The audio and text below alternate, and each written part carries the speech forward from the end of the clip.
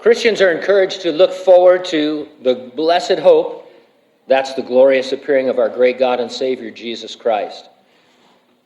We're encouraged to look forward to tomorrow, living with the awareness that Jesus could come at any time.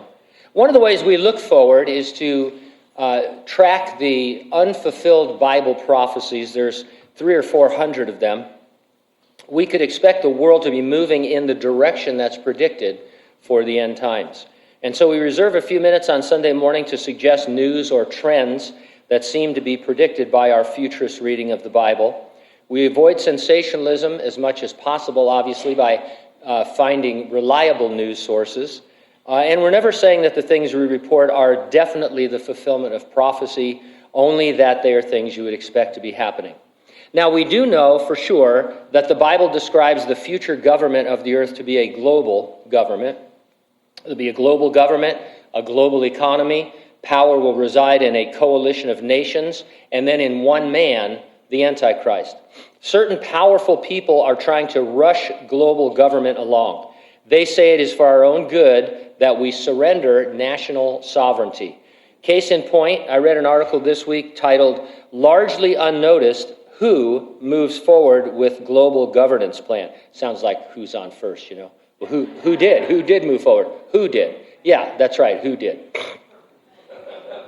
Former Congresswoman Michelle Bachmann sounded the alarm Monday about developments coming out of the World Health Assembly that suggests that the World Health Organization, WHO, is intent on establishing a platform for global governments through healthcare in the wake of the COVID pandemic. Observers are also pointing out that the Biden administration is working to enable the organization to centralize authority, not just for pandemics, but for any health emergency in the hands of the Director General.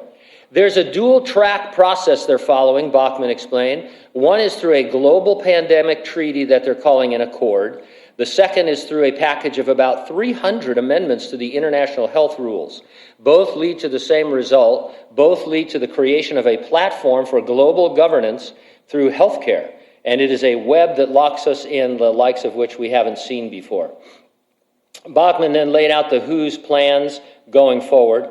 1 year from this week, they will take a vote, and so they intend to vote for a platform for global government to give themselves power. I heard from Secretary Xavier Becerra, the head of our Health and Human Services, said he wants more biosurveillance. In other words, surveillance of our bodies. And then they want to share that data with everyone in the world. This is highly invasive. They were very clear today. They want very bold language. They intend to have surveillance over our every citizen on earth, and they intend to control us through healthcare.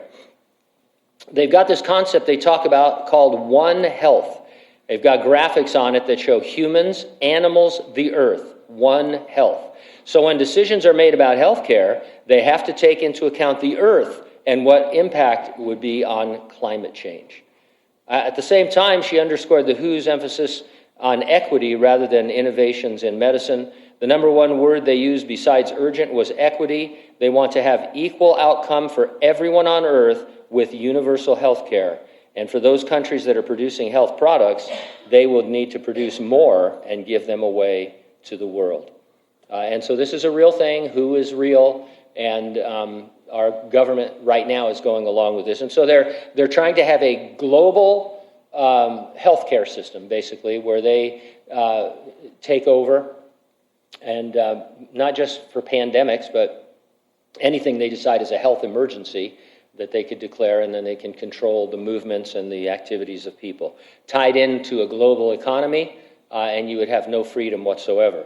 Klaus Schwab heads the powerful World Economic Forum, WEF. This week I watched him on video say the following: "In this new world, we must accept transparency, even total transparency, banking secrecy. Everything is to become transparent. And you have to get used to it. You have to behave accordingly. It becomes, how should I put it, integrated into your personality. If you have nothing to hide, you shouldn't be afraid." I noticed that none of these guys are being transparent. You know, they're not taking the initiative to say, hey, who was the LifeLock guy? Remember LifeLock? They protect your Social Security number. He put his Social Security number. He says, hey, I believe in my company. This is my Social Security number. Go ahead, hack it if you want to. These guys are like, oh, total transparency. You got nothing to hide, but they're not putting their stuff up. We are witnessing the stage setting for the 7-year time of Jacob's trouble, the Great Tribulation that is described in the last book of the Bible. We're not interested in the politics of this or anything else. I mean, there's a forum for that and there's an interest for that. But here in the church, we're just saying, hey, the Bible predicted that in the end times there would be a global government. And for centuries, people have said that's never going to happen, that's stupid, that's a fantasy, that's an allegory. If you brought it up as a prophecy update, people thought you were, kind of paranoid, conspiracy theorist. Now they're saying it. They're saying, hey, we're the WHO, not the Roger Daltrey WHO, but the other WHO. We're the WHO, we're the WEF. We're going to put global government on you for your own good. And we're going to do whatever we want to by just saying green. Anytime there's an objection, we're going to say green. Well, we got to save the planet or we're all going to die, right? And so their plan is to take over. We're not going to be on the earth during the tribulation. I don't know how much of this kind of stupid stuff we'll see, but we won't be on earth during the Great Tribulation. And the Great Tribulation is what's going to happen, not what other people predict.